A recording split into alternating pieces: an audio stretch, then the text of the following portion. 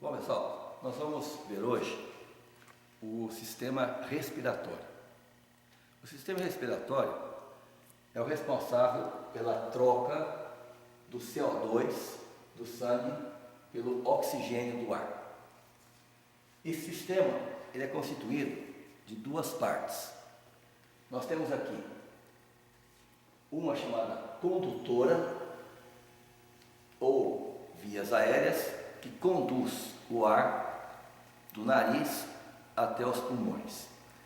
E nós temos aqui a via respiratória que corresponde aos pulmões, que é onde ocorre então essa troca do dióxido de carbono do sangue pelo oxigênio do ar. Então vejamos aqui. A via condutora ela é constituída pelo nariz, cavidade nasal, faringe, laringe, traqueia e brônquios. Então, quando a gente expira o ar, passando pelo nariz, o que vai acontecer? Dentro do nariz existem os pelos denominados de vibriças. E essas vibriças, elas têm a função de filtrar o ar. Então o ar, ele já penetra dentro da cavidade nasal, filtrado pelas vibriças. Dentro da cavidade nasal, existe a chamada mucosa nasal. A mucosa nasal, ela reveste os cornetos, ou os cartuchos, que ficam localizados na parede lateral dessa cavidade. E essa parede, ela é bastante viscosa, devido a essa mucosa.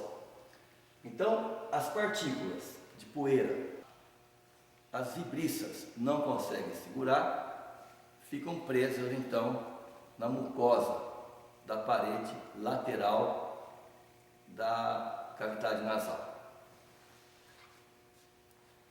Então, o ar, o que acontece?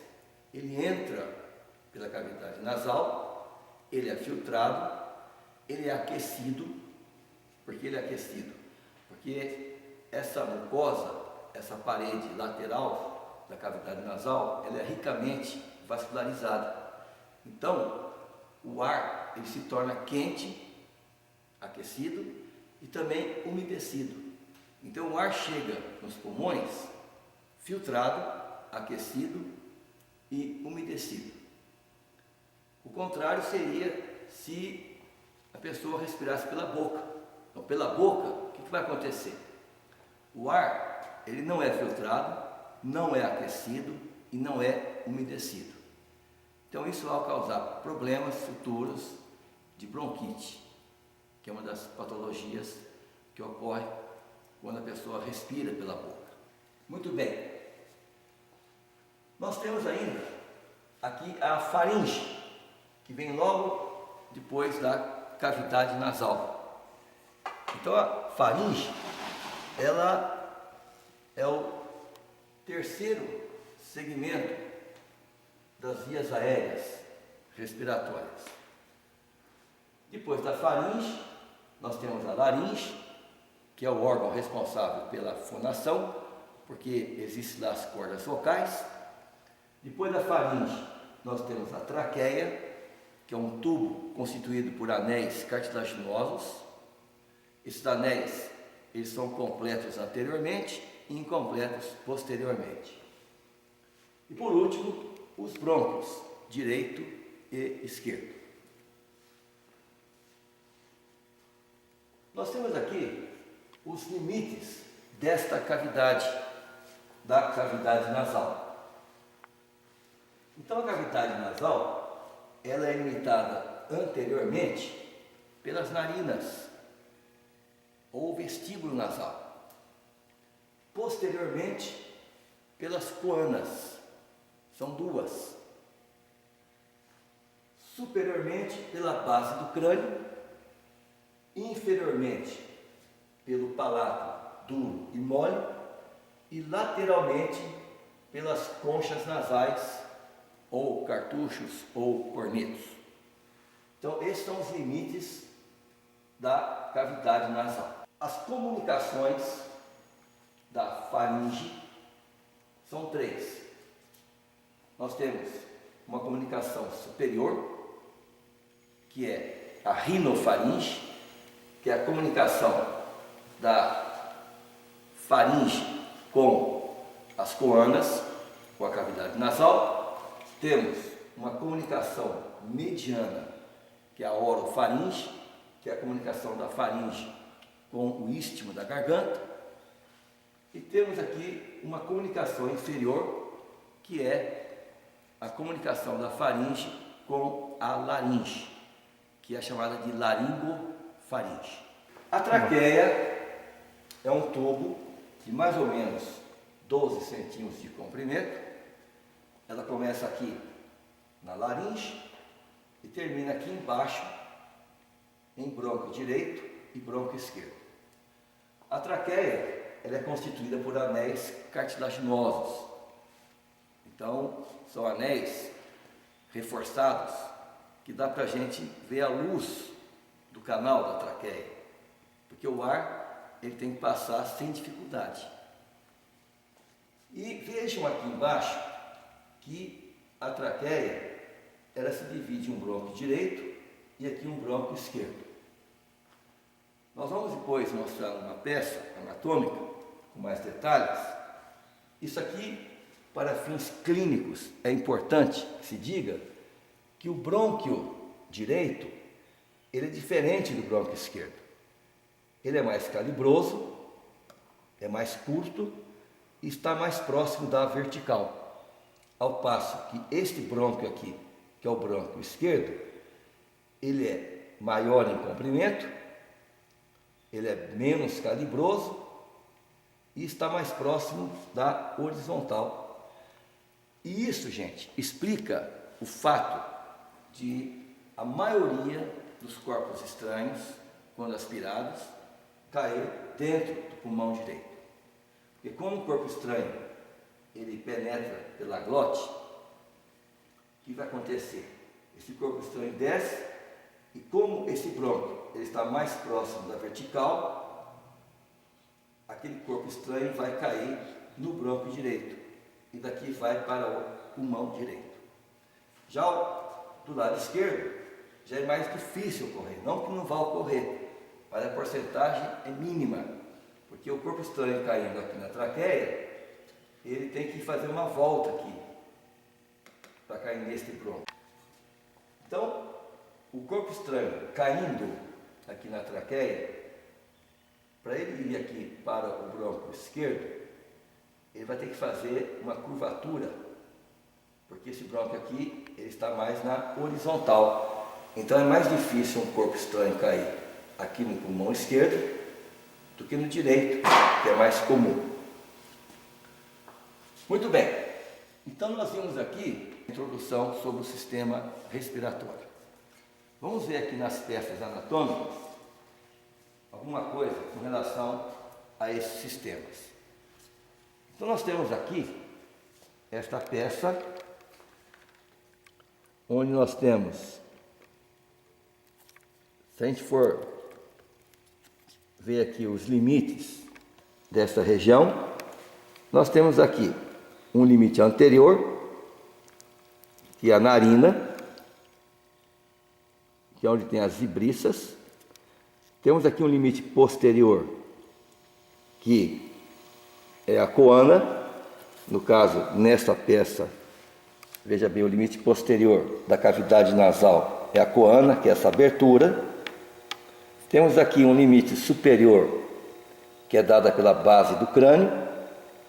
Inferiormente, a cavidade nasal, ela é limitada pelo palato, no caso aqui, palato duro e palato mole. Então, esses são os limites da cavidade nasal. E lateralmente, vocês estão vendo aqui as conchas nasais, superior, médio e inferior, que é onde tem aquela camada de muco, onde ficam presas aqui as partículas de poeira, e além de filtrar essas partículas, essa região vai servir também para aquecer o ar, por causa da irrigação aqui que é muito intensa.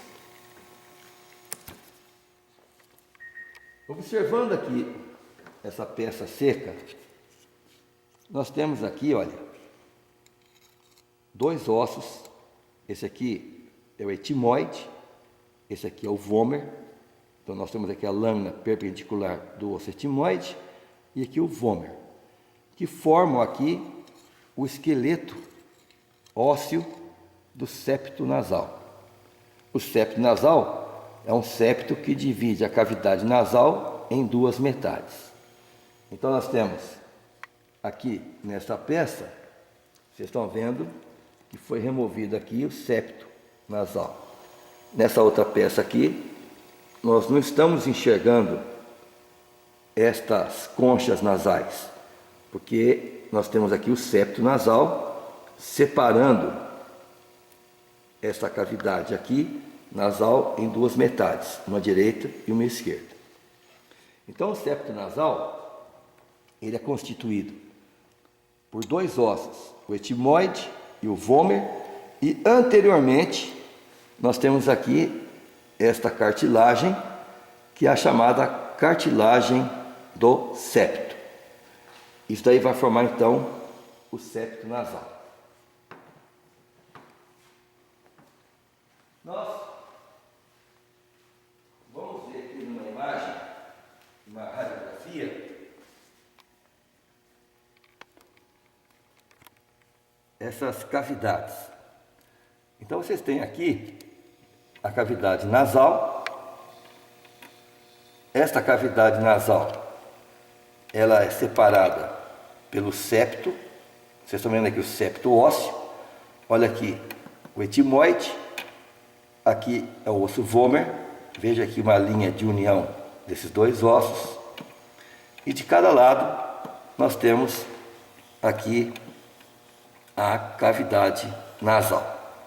Isto aqui também é seio maxilar, direito, seio esquerdo. Então existe uma comunicação desta cavidade aqui com os seios maxilares, da mesma forma que existe uma comunicação da cavidade nasal com este seio aqui, que é o seio frontal. E esse outro seio aqui, que é o seio esfenoidal. E nós temos aqui um seio, nesta região, que é o seio etimoidal. Então nós temos seio frontal, etimoidal, esfenoidal e seio maxilar. Então a cavidade nasal se comunica com todos esses seios. Por isso, eles são chamados de seios paranasais. Quando o indivíduo tem aqui uma inflamação da pituitária, que é a membrana que reveste a cavidade nasal, e essa inflamação for mal curada, ela se transmite através de forames para todos esses seios da face.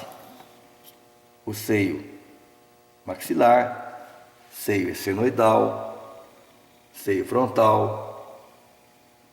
Olha aqui o maxilar aqui, o etimoidal. Então, se o indivíduo apresentar uma inflamação aqui na cavidade nasal, uma gripe mal curada, essa cavidade nasal ela é revestida pela pituitária. E existem orifícios que a comunicam com os seios maxilares. Olha aqui o seio maxilar aqui. Então aqui está o seio maxilar, aqui está o seio esfenoidal, seio etimoidal e aqui o seio frontal. Então essas cavidades se comunicam entre si. Então é uma inflamação da cavidade nasal se transmitindo para essas regiões. O que vai acontecer? Esses seios todos são revestidos por uma membrana chamada sinusial. E uma inflamação dessa membrana se denomina sinusite. Então nós podemos ter uma sinusite maxilar, uma sinusite frontal, essenoidal. Agora, quando essa sinusite ela não for bem tratada, então este indivíduo vai ter uma sinusite generalizada. Continuando aqui nas peças, nós vamos mostrar aqui agora esta região que corresponde às cartilagens ímpares do sistema respiratório. Então nós temos aqui esta cartilagem ímpar, que é a epiglote. Temos esta aqui, que é a cartilagem tireoide. Olha aqui o relevo da cartilagem tireoide. E temos aqui essa outra cartilagem, que é a cartilagem cricoide. Epiglote, tireoide e cricoide. Entre a cartilagem tireoide e a cricoide tem um ligamento que nós vamos ver melhor nesta peça, que é o ligamento cricotireoide ou intercricotireoide, porque ele liga a cartilagem tireoide à cartilagem cricoide. Então, esse ligamento é importante quando se vai fazer uma cirurgia de emergência, quando há alguma coisa obliterando aqui. Por exemplo, o indivíduo engole um alimento e esse alimento, ao invés de aqui para o esôfago, ele vem aqui para a glote. Ele passa pela glote. Aí entope a glote. Então a pessoa fica sem respirar. E esta cirurgia se chama coniotomia. Coniotomia é o corte desse ligamento, que antigamente era chamado de ligamento cônico, por isso que vem de coniotomia, cônio de cônico. Então faça aqui uma incisão transversal, porque as fibras são verticais. A pessoa está com a cabeça, a gente inclina a cabeça para trás, para que na hora que se fizer aqui a incisão, esse ligamento faça isso aqui, ó, abra, forma uma janela e a pessoa volta a respirar. Leva o indivíduo para o hospital, lá é colocado uma cânula e é removida então essa obstrução da glote. Aqui nós temos os pulmões. Aqui está o pulmão direito, pulmão esquerdo. Vejam que os pulmões, ele tem uma forma piramidal, tem um ápice, tem aqui uma base e tem 3 faces. Uma anterior, uma posterior, uma face medial. Então, esta face medial tem um orifício chamado hilo pulmonar.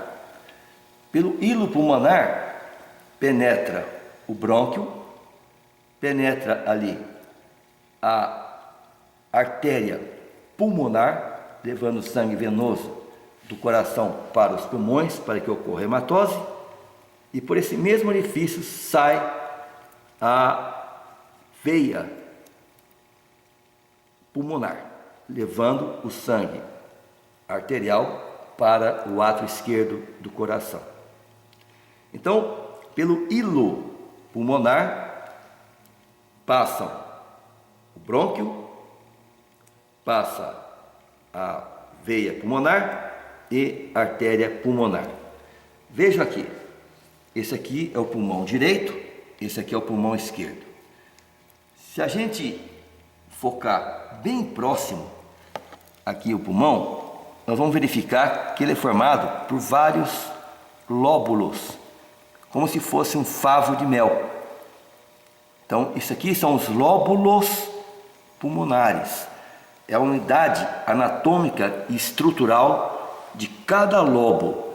Então, esses lóbulos se reúnem formando um lobo, que é essa porção aqui.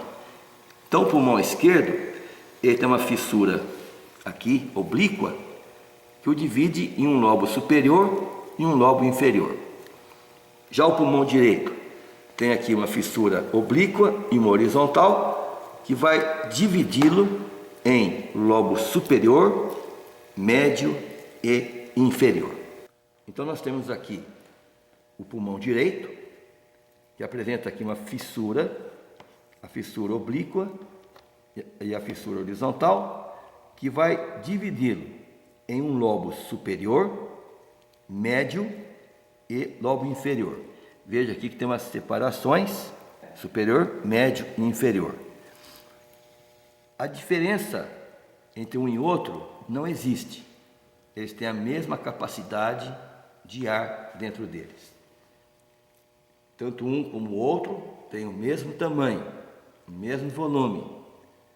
Apenas um difere do outro pelo lado, porque o pulmão direito tem 3 lobos e o pulmão esquerdo apenas 2 lobos.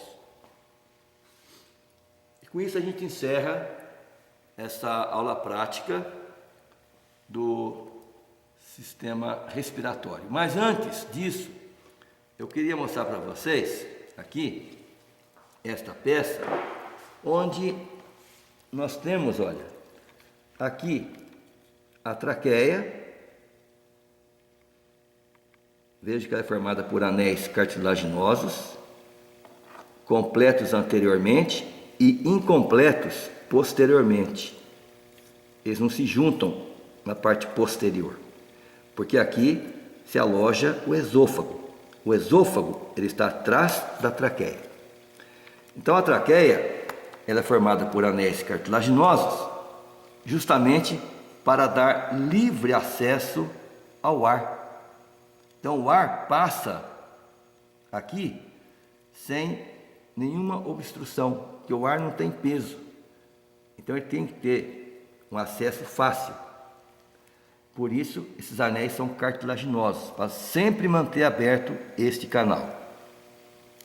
Aqui embaixo, a traqueia se divide em brônquio direito, que é um brônquio mais calibroso, mais curto, está mais na vertical.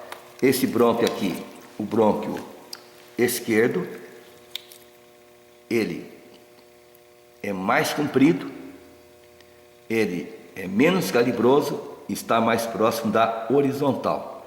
Então, quando um corpo estranho cai nas vias aéreas, geralmente ele se instala aqui no pulmão direito, porque o brônquio direito, além dele ser mais calibroso, facilita que esse corpo estranho penetre por ele, porque ele está mais na vertical, ao passo que esse aqui está mais na horizontal. Então o corpo estranho, ele tem que fazer aqui uma curva. Então aqui está mais fácil. Então, com isso nós encerramos essa aula prática de sistema respiratório.